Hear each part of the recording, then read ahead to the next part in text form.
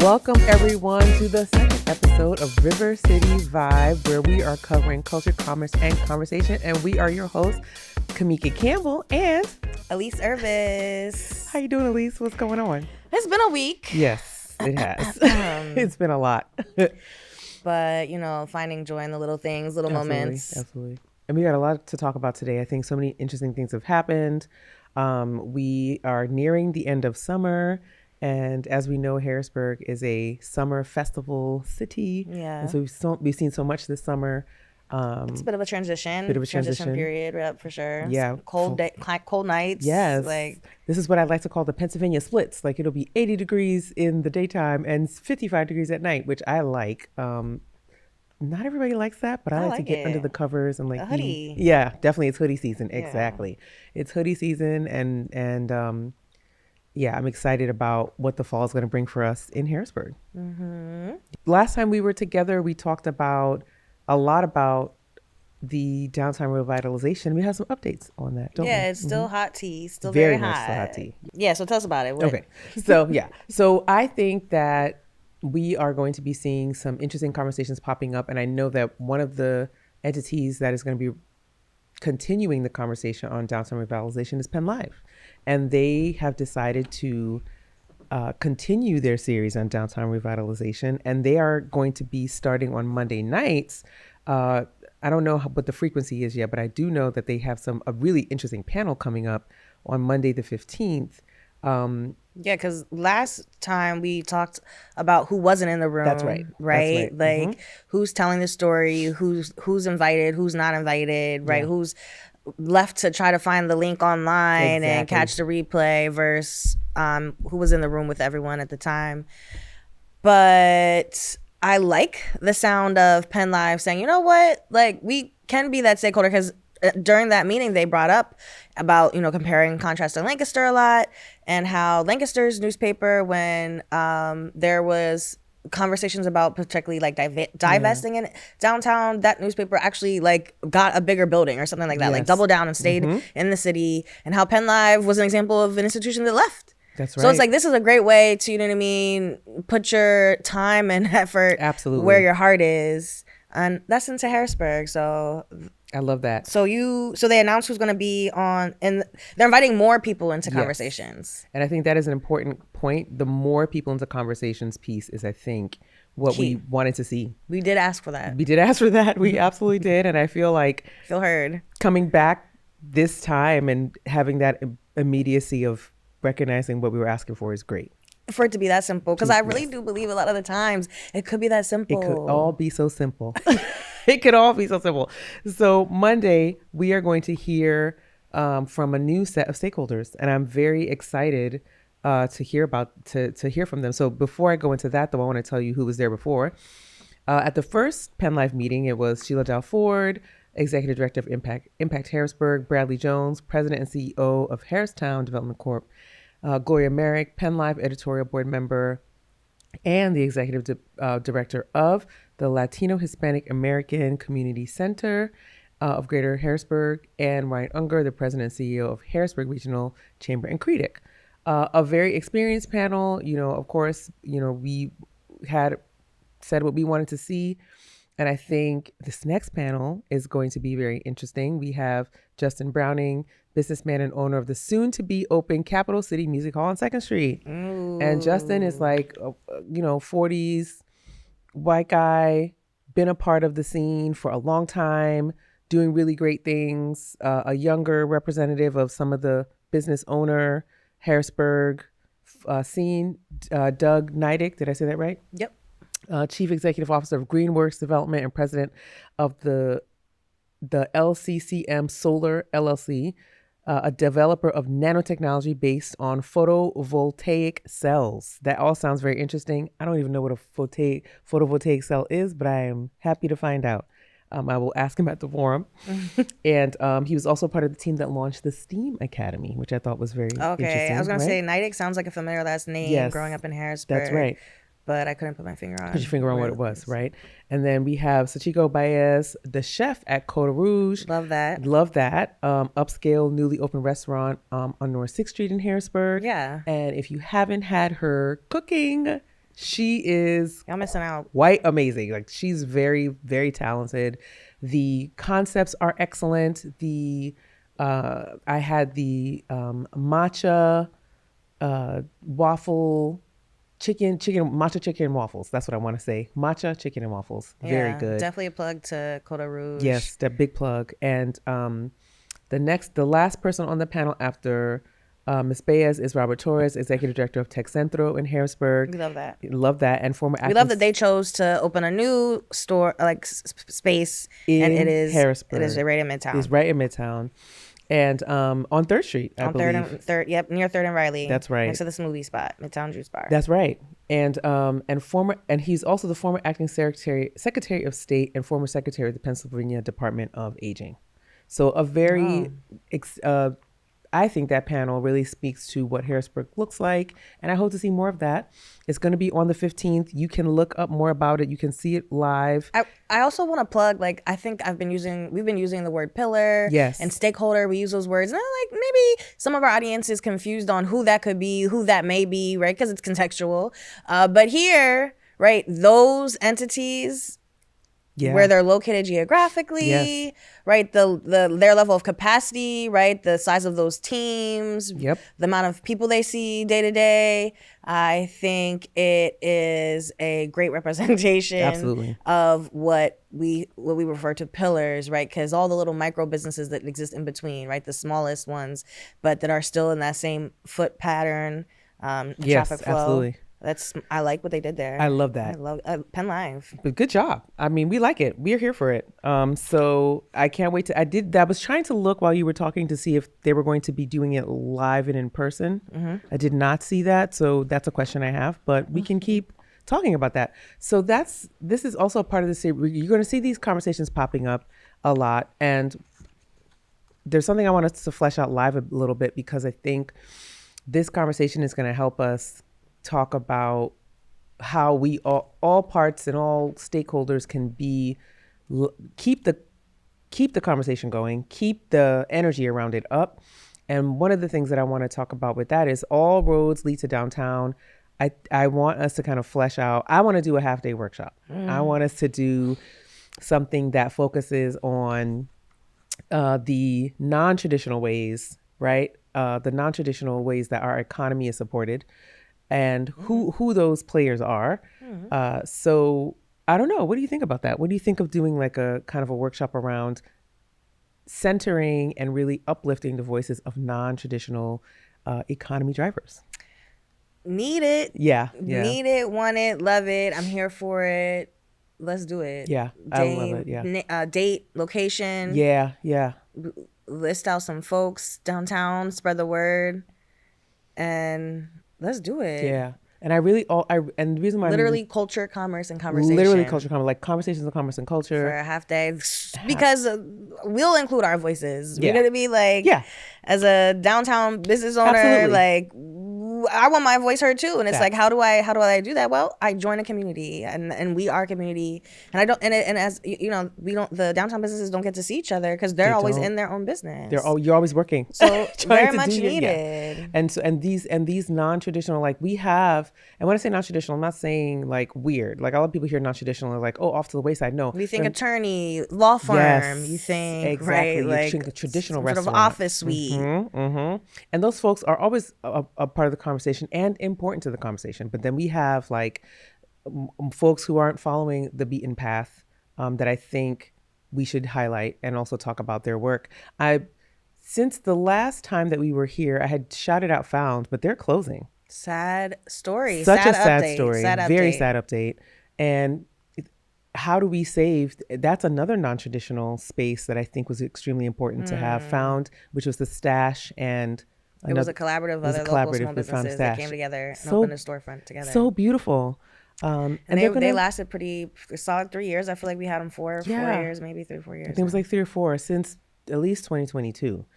So I think that's sad for bigger reasons. Like stores like that do extremely well in cities. I've seen stores like that, kind of kitschy, One of upcycle ones. one of ones, right? Beautiful jewelry. They're finding, and I talked to the owners that night, and they were talking about how they source their things, and Yeah.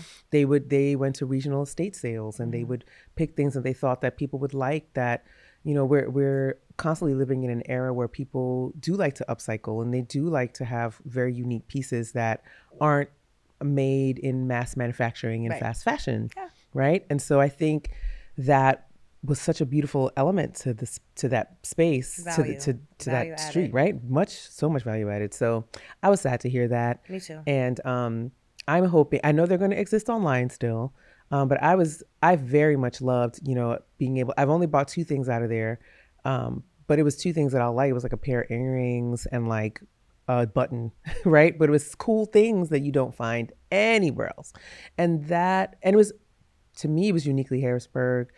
All different voices were represented in that store. They had a really cool old school, what was it, an old school NWA sweatshirt that I was in. Shout out to Paul Hood. I was in there with Paul Hood, and he was like, "Can you believe they have this?" And they had like a retro Phillies jerseys and all these interesting things. So yeah, so I was just sad about that personally. But what does that kind of thing mean for the fabric of our city, and how do we sustain businesses in these spaces, and do we want things like that? And how do we get them to last longer than 3 years? Yeah. Who better to hear from than a business currently closing? Right. I agreed. So more in our workshop, I do want it to be like hustlepreneur, solopreneur culture, right? We've got folks, shout out to Miss Rhonda, who's got like her amazing cart that has 5 hours eats. 5 hours eat, dogs and drinks, hot dogs and drinks, and other things. Who will actually be at our soiree tomorrow or tonight. Oh my gosh. Yeah. If you see this in retrospect, you did miss a great party. I'm telling you right now. All right. But we have other folks who are really innovative in their ideas about how to sustain themselves and offer a service to the community.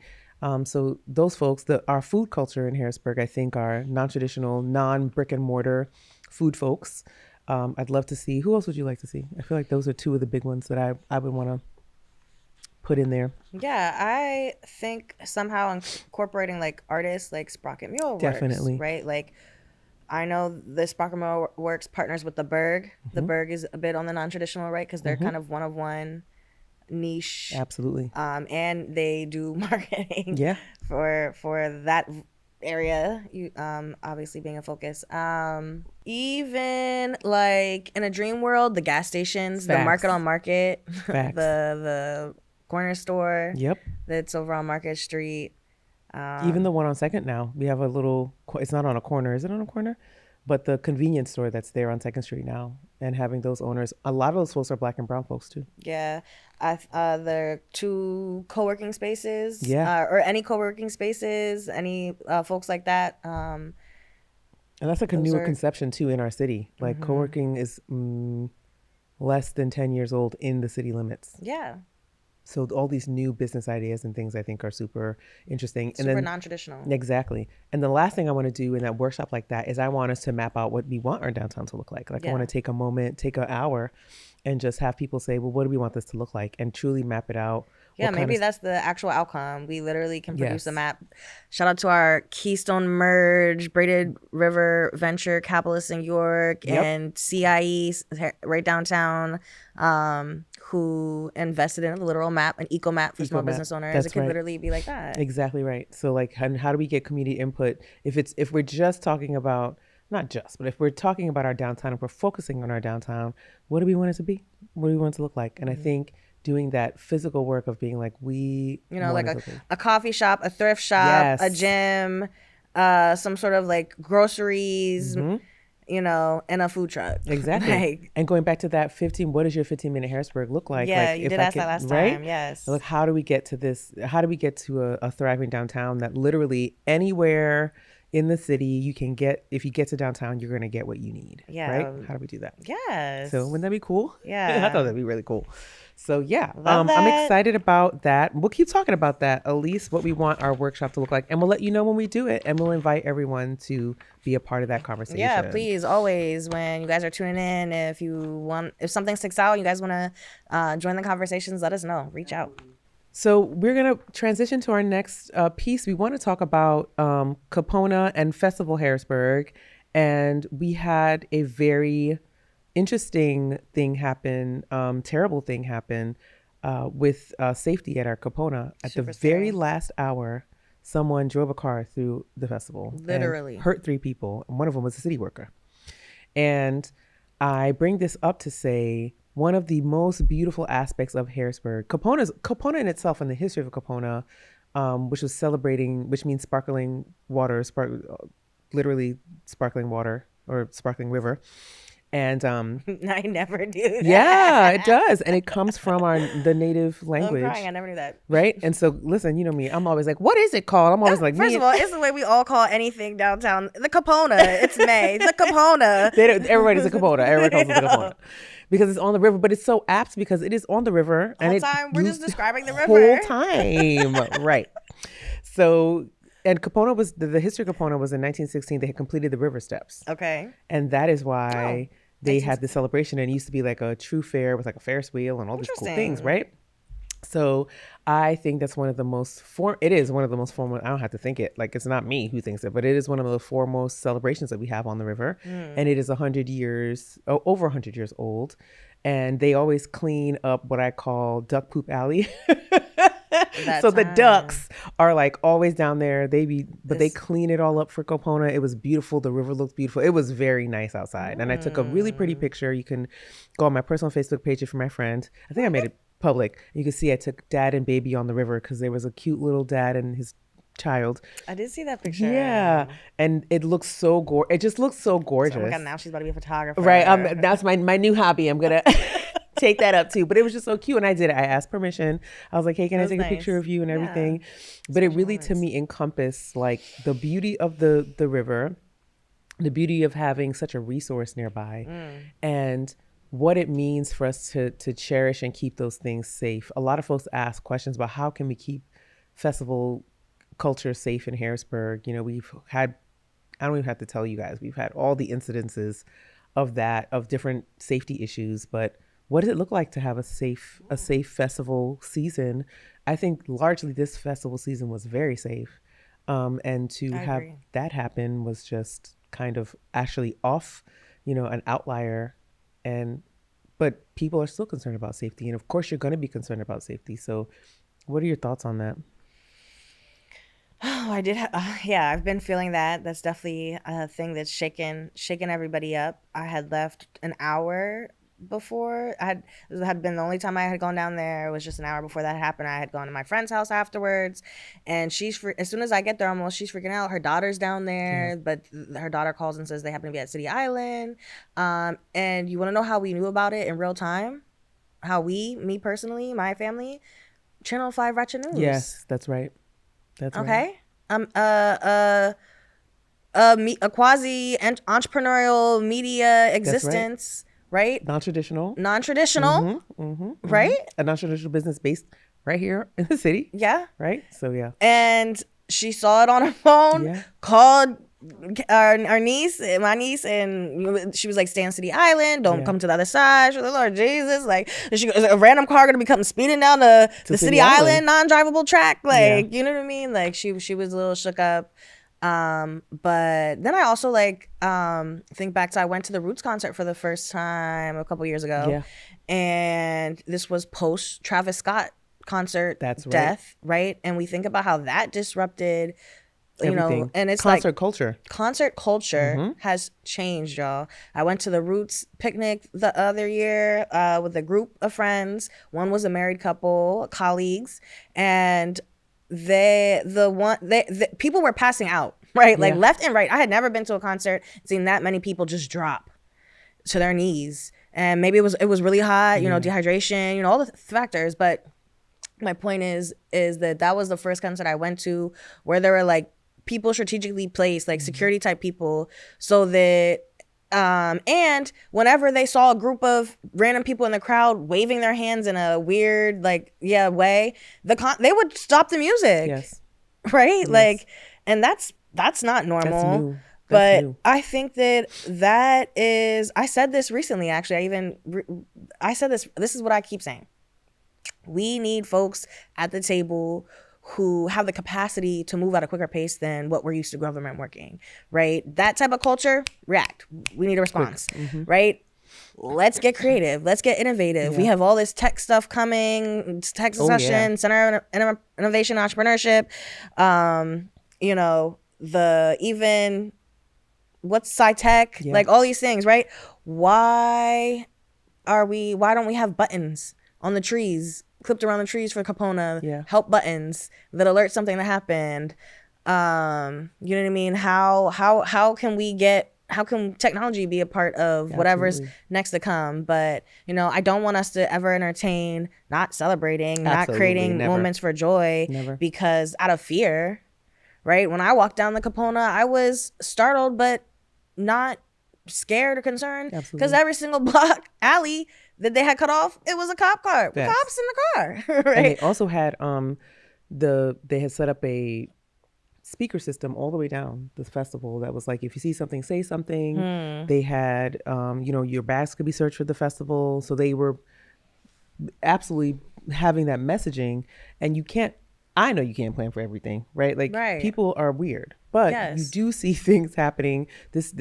One of the things I immediately thought of was Mardi Gras in New Orleans when a car drove through that festival, and they had concrete barriers that somebody drove around, was somehow still able to get around and harm people. Wow. And I know that you cannot plan for every terrible person. I understand that. Also, how do we intentionally choose joy and choose celebration even with that reality? And that's what I'm always thinking about, right? Like, how do we do that? And how do we make sure that we learn from the past? And I think we have done that in Harrisburg. Like, we've done that with the fireworks. We've done it with the different things. We have learned how to move forward. But I think you're right. I think it's going to take a quicker response and more innovative responses, tech responses that hopefully take the burden off of people to try and plan for every scenario. Yeah. And shout out to Channel 5 Ratchet News for keeping people up on a moment by moment capacity. Absolutely right. Right? Like, absolutely right. Maybe these news stations should take note. Yeah, maybe. Possibly. Right? Partnership, collaboration, you know. That's right. Bringing in the non-traditional into the traditional, some sort of meet in the middle. Yeah, some kind of meet in the middle solution. Absolutely. And that also goes to the way that how you get your news has changed. It's not changing anymore. It has changed. And right? Like, and now people they're looking for immediacy and they're looking for accuracy, and that is the hardest balance to strike. Yeah, that's a hard balance, and that has been a critique also of Channel 5 Ratchet News, of Penn Lives, of the ABC 27, whoever. For sure. So that has been a critique as well. So this immediacy with accuracy is difficult to balance, but I think that's what people want. Yeah. So yeah. I mean, a lot of people might say they need it. Yeah, they might say they need it because they want the information to make good decisions. And it's also immediacy, accuracy, because the disinformation, propaganda and networks they're doing the thing too. So it's like, how do you strive for accuracy, strive for immediacy, but also know that there are people who are going to take content and intentionally twist it and turn it so that people are emotionally responding to something. So there's also that. So there is a lot around it. But back to the main point. The main point is, I think this was a great festival season in Harrisburg, and I want to have many more great festival seasons to come as a resident of Harrisburg, for sure. Capona forever. For sure. Speaking of festival, we do have one more festival before the time is out. And we have our very first Africa Cultural Fest at HAC on the 19th to the 21st. I have been seeing that all over. Great. And so they were definitely worried about marketing. I was like, I think it's everywhere. I think people know now. And here's another way for everyone to know. HAC is housing the very first Africa Cultural Fest that is being hosted by ACI Entertainment. Shout out to Wole. Shout out to Miss Phyllis. Shout out to Kelly Summerford. Shout out to a couple other organizers that are doing this big thing. They're bringing all kinds of amazing acts. Black News Beat actually did a special episode the other day on it. This three-day festival that's going to take place at HAC. And I asked the same question, especially in the wake of of Capona, what about safety? And they, talked about the choices that they were making, the reason that the fact that it was at Hack on a college campus, and the security that it offered. And so I'm very much looking forward to it. They're going to have 2 concerts. They're going to have a marketplace. They're also pushing like entrepreneurial marketplace type feel on the Saturday and Sunday. Yep. And I'm excited about it. Are you I definitely recommend it. I definitely think that if you're a small business owner in the area, come out, get a spot, get a booth. It's smart, right? When we talk about people product market fit. That's right. This is going to bring a crowd that a lot of festivals, it's new. We've not had an African cultural fest before. And you know a crowd that's going to be at Capona versus the crowd that's going to be the Arts Fest, right? Like, product market fit. If it sounds like a good fit for you, definitely sign up. I believe in the turnout. I will definitely be there. I know a lot of people involved, a lot of creatives who have been investing in bringing this production to life. I do know that there's another business conference happening that day during the festival. Yep. Yeah, empower her. Yep. Emerge. Yep. Yeah. Shout out to Christine TT. Yes, Christine TT. So I know a lot of people will be at that same weekend. Yes. So shout out to the local stuff to do. Whether you want to shop, whether you want to connect, network, the music. I'm super excited for. That's what I do know about ACI. That's gonna be great. Their space that they have on Walnut Street. Yes. The artists that I know have gone there to record and shoot. They're bringing big artists. They're bringing really great. Yeah, the owner has a studio in Nigeria, in Lagos, I believe. Yes, Wally has a studio in Nigeria. Yeah. He has big things. I'll look it up in a second while Elyse talks a little bit, but I want to tell you who's going to be there, but I can't remember off the top of my head. But you can also just look up the half-hour spot we did with them the other day. It was perfect. And just to learn on Black News Beat and what we did there. We did it at ACI Studios, and it was excellent. Like, listen, y'all, creativepreneurship is the future. It really is. Local economics is the future. Is where it's at. It's really where a lot of people you're gonna bust your bubble because we think this area is so small, but there's just a lot of communities that you just don't know. That's right. The whole time it's you. But correct. No, that's a big fact. I believe it's the 19th, the weekend of the 20th, 21st. That's right. Multi-day event. So even if you can't make it one day, catch some of the party on another day. And they have on their website, it's africanculturalfest.com, africanculturalfest.com. They have all of their lineup there. They have the Next Gen Connect African Diaspora Summit on the 19th. And then on Saturday, they have the Africa Steez Fashion Show. They were very excited about the fashion show. If you've never been to any kind of African fashion show, you are in for a treat. It is about to be a beautiful display of culture and creativity. And the concert, Rhythms of Africa, is on the 20th. And it is marking several different amazing guests. And then the way that Wally put it is they're going to repeat the same thing on Sunday, where they're going to have the market and another concert. So they're super, super excited about that. And I just want to say shout out to Miss Phyllis. Miss Phyllis has been, really pulling people from all parts of the Harrisburg diaspora, African diaspora, to be a part of this. So I'm excited to say that, I think it's going to be great. And I think folks are going to really, really appreciate the food, the dance, the artistic pieces, technology, all the different things that they are gearing up. And they're also going to be talking about their new app. They have a new app called Doodle Plugs, which in Nigerian, or I forget which exact language, but I'm pretty sure it's a Nigerian dialect. Doodle means black. And so it's basically the Black Connect of Doodle Plugs.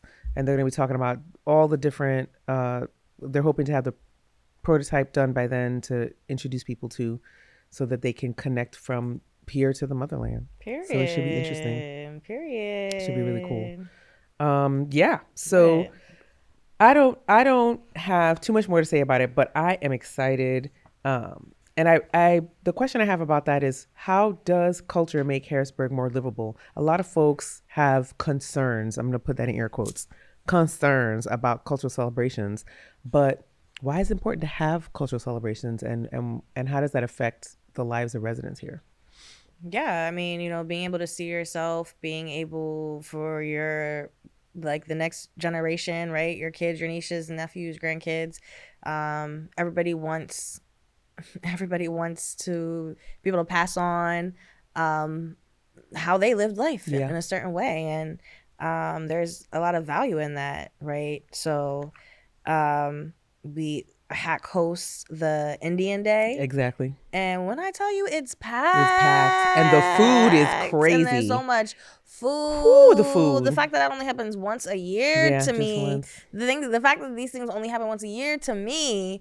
We talk about culture and commerce. The amount of money that gets circulated right there at Hack's campus. Right there. Right? Like that is something that we need to stop playing like we're a broke city. Like, It's a fact. You know what I mean? Like, cause we're really not. We have a lot of cultural richness here. We have resource rich. It's disrespectful to ourselves. Facts. So monetarily, we talk about the low this and poverty that here, which is not to take away from that, but there's a lot of opportunities to create the economic abundance that we want to have, for sure. Yeah. And I've been thinking about it myself for like, what's my next move? What do I want to do? And how am I going to use what I know and what I have to create that economic abundance for myself and for the people around me? Yeah, this even reminds me of a conversation I just had with my girlfriends the other day.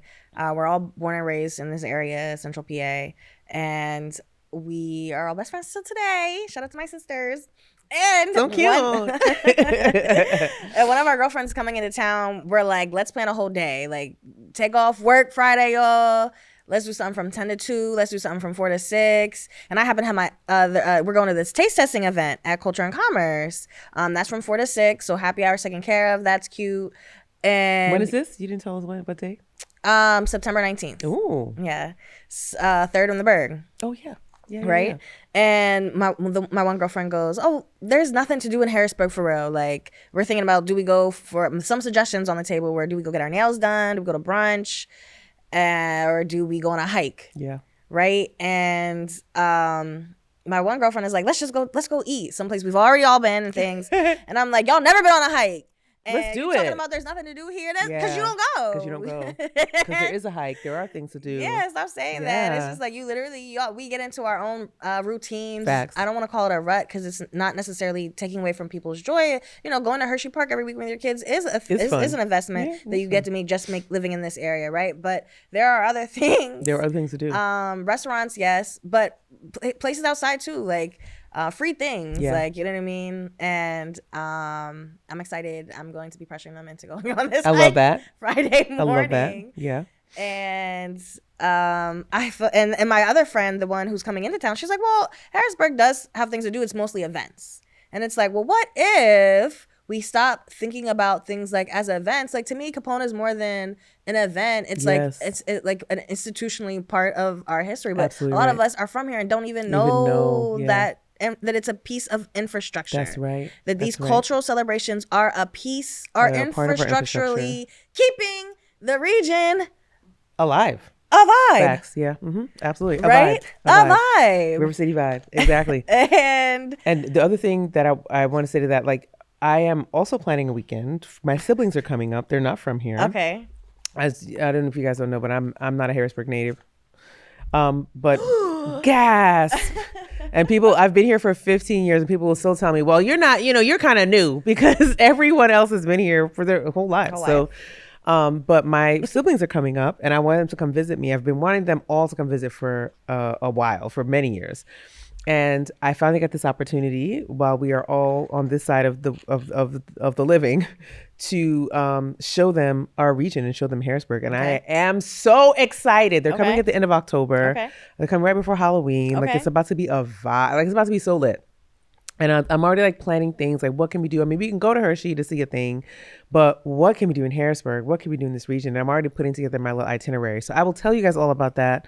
And maybe you'll come to a thing or two that weekend that we're doing and just, just understand how I see Harrisburg. I just see it as this kind of thriving, fun place with little cute little things to do. And I'm always sad when people don't see that too. Yeah, it's like dismissing it as an event. It's more than an Yeah. event. Literally, I've had a business for 7 years Yeah. now and have been doing something on the third Friday of every month. And it's such a vibe in there. And so are a bunch of Yes. other businesses. Like Third in the Berg is an actual thing. It Absolutely. exists. It's more than an event, y'all. It's a culture. It's a cultural connection of multiple Yes. artsy spaces and hubs, A fact. and even restaurants are included. And Is Third in the Berg coming up this every weekend? third Friday. It's next Friday. Next Friday, sorry. y'all. Yeah. It's a reason to you can just come downtown. You can go to the Third and Bird Mm-hmm. website, and wherever you end up, I'm sure there's about 3 to 5 spots you could go near there that's Absolutely. doing something different. Pursuit was hosting jazz nights Yep. recently on Third and the There's Bird. art at Millworks. Yeah, so Susquehanna Art Museum is open. yeah, so we don't look at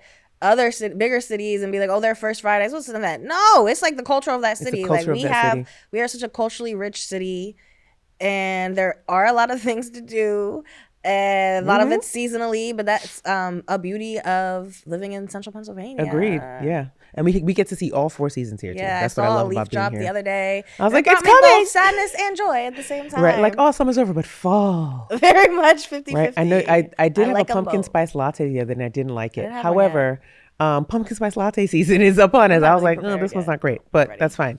Yeah. So into our next segment, this is a little bit off the beaten path of what we've been talking about, but data centers are a big thing that are starting to affect infrastructure and investment in our state and in our region.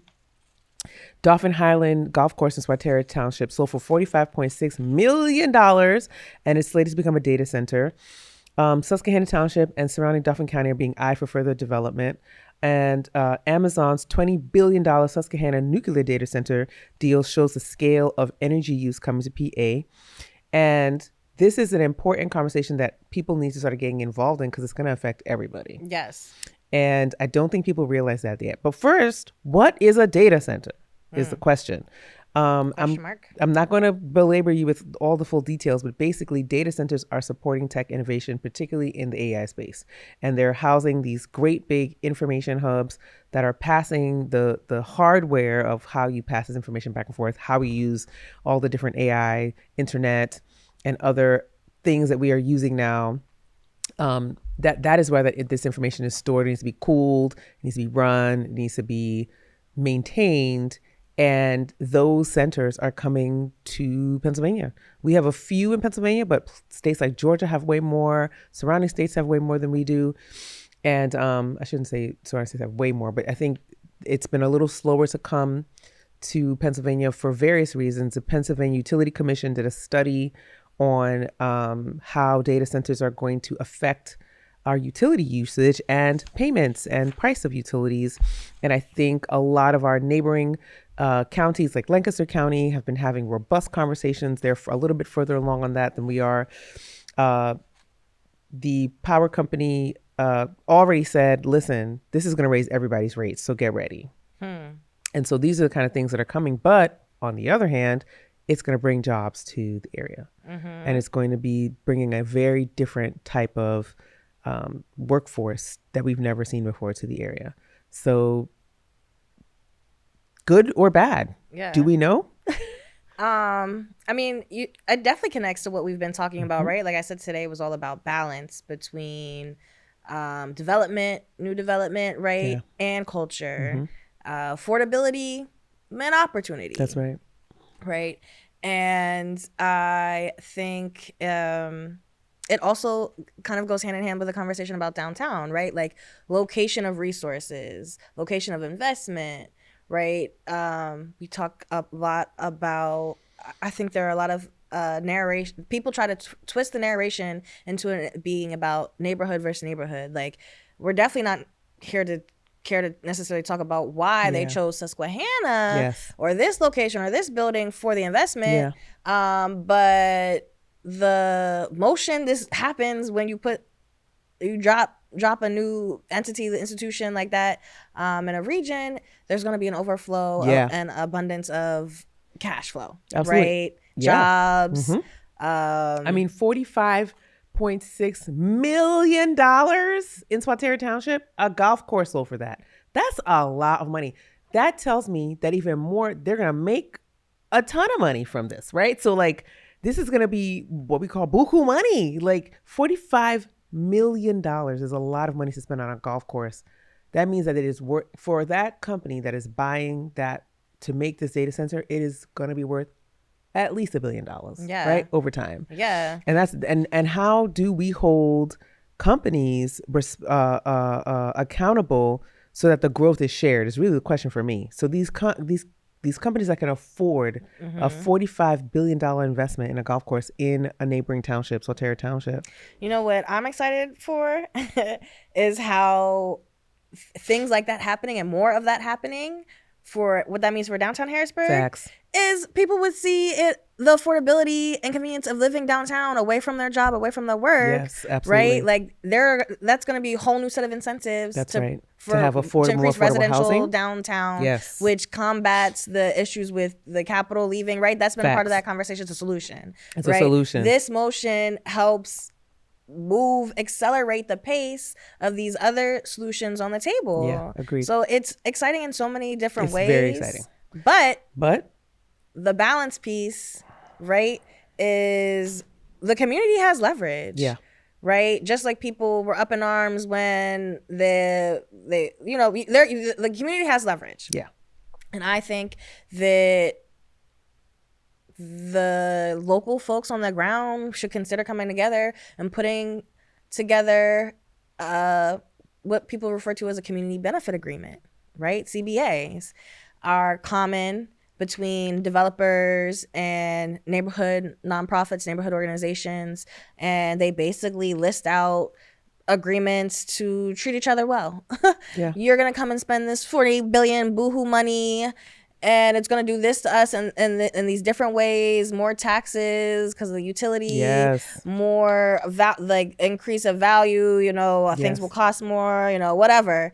The cost list can be long, but we got to balance it out with demanding the perks go up. That's a fact. Right? Like what could we ask of this type of institution? That's right. The community. What could we demand? That's really Is what there it's scholarship about. money to go to the STEAM school to get the jobs in that tech building? Will they be working with the OICs of America, the Organizational Industrial Centers? That we have a Tri-County OIC right here. Will you be working with them to get people upskilled to work to the upskills do this, right? Yep. How will you be shouldering, as the people with more resources, the utilities, right? It shouldn't be all on the residents. It shouldn't even be mostly on the residents. It shouldn't even be, I don't even think it should be 10% on the residents. If you're coming to the area and you're going to be using up all the electricity, the residents should not shoulder most of the costs, or even any undue burden of costs, without it being a conversation about, well, what's your share in this, right? And how are you shouldering the most of this? And if we are having our energy costs go up, what is the benefit that you will provide that will offset that? Yep. Are you willing to do vouchers for electricity? What are you willing to do? Right. Because some people afford it and some people can't. So yeah. Transportation is a big thing statewide Facts. right now. Maybe we demand they give us some sort of transportation. Absolutely. And that way people can live without a car from Correct. point A to B. Invest in our CATA system. Invest in, That is also an example of infrastructure. That's right. Both are infrastructural solutions. It's 100% that. Those pillars with the capacity should be the one paying for it, not the folks just happen to live here, who happen to live here, who happen to be and don't want to move, and don't want to be I don't want to be pushed out of my neighborhood, right? Yeah. For these things, and that's what people are afraid of. And Yes. folks are like, oh, well, you shouldn't be afraid of that. I'm like, well, if you don't have information on what this could be, and you don't have community benefit agreements, and you don't have the conversation going, then what does this all mean? Yeah. Okay. So we'll be Balance. watching that closely. The golf course, Susquehanna, Harrisburg. I know it's coming for us at some point and beyond. So yeah, we've come to the end of our time. Yeah, this was great. This is a great conversation. And from media spotlights to music festivals, from culture to construction, Harrisburg is always trying to balance growth with livability. Big growth should never come at the cost of community comfort. That's right. That's right.